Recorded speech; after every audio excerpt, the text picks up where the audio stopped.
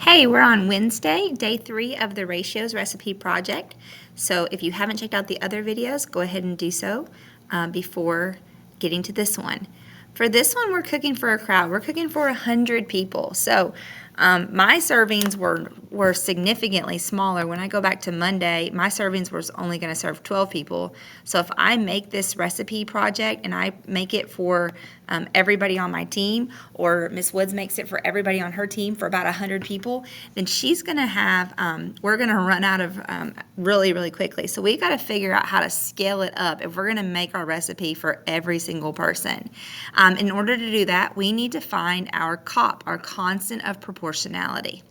And it says to do that, you want to divide 100 by your number of servings. And we want to do that because 100 is how many we need to serve if we're going to serve our team.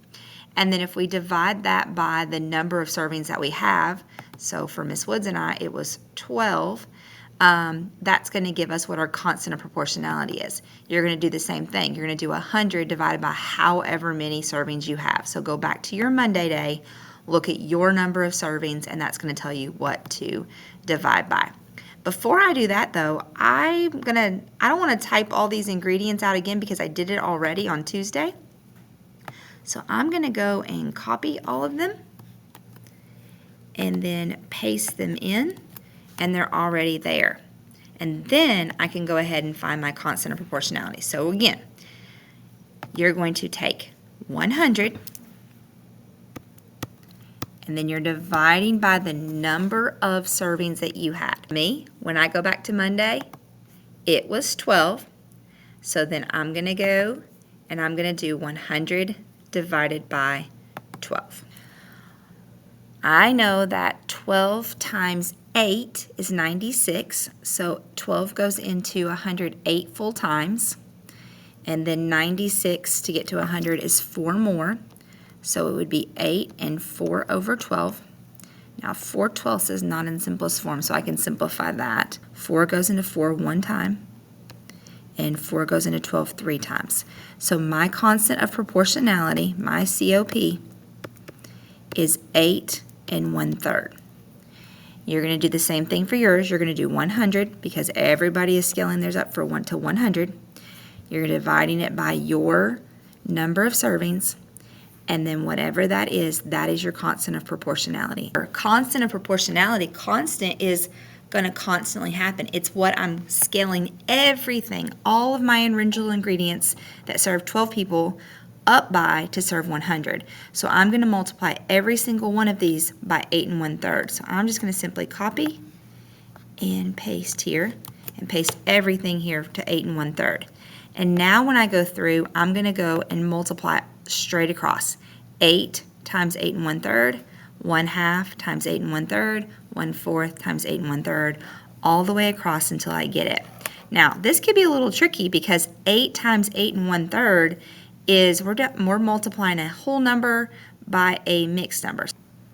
8, because we know 8 is 8 over 1, times 8 and 1/3. We need to change this 8 and 1/3 to a mixed number. So I know that 8 wholes and 1/3, and from last time we remember that we could write that as 8 wholes is 8 over 1, right? Or we could do that little where we're doing 3 times 8 is 24 plus 1 is 25. And we could say it was 25/3.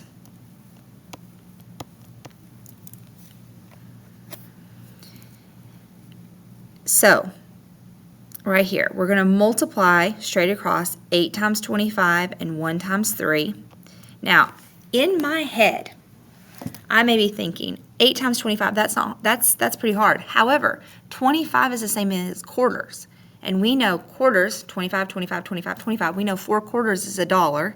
So 25 times 4 is 100. So 25 times 8 would be 200. So we could do that in our head without using a calculator. And then 1 times 3 is 3.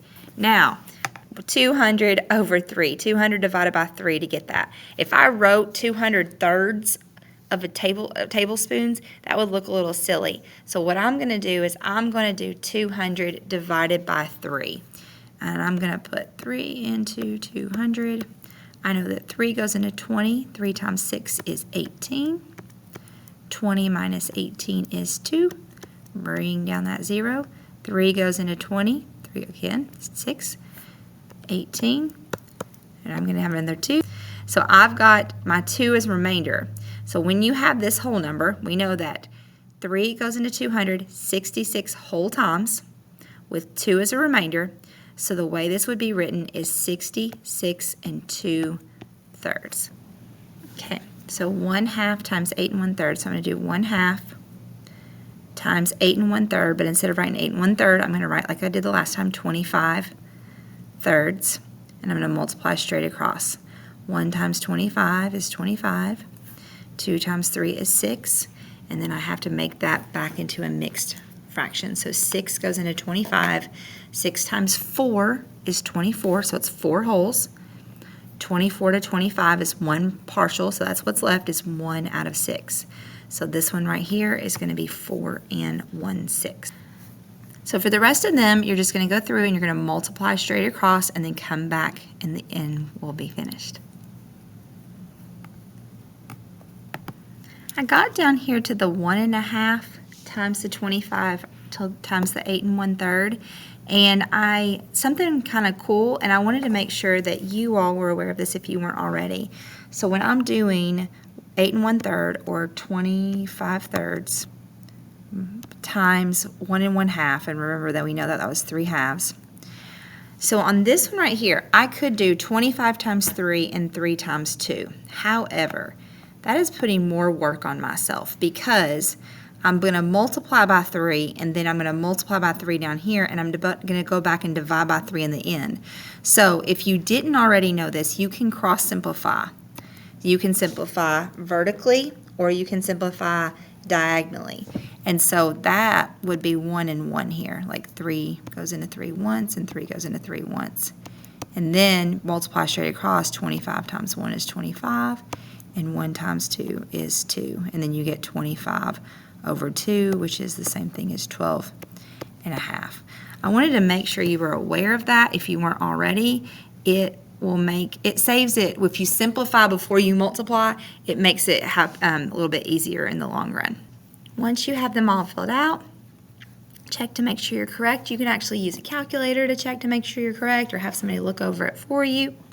Make sure you have all your units listed. I do here, except for this one because it's eggs.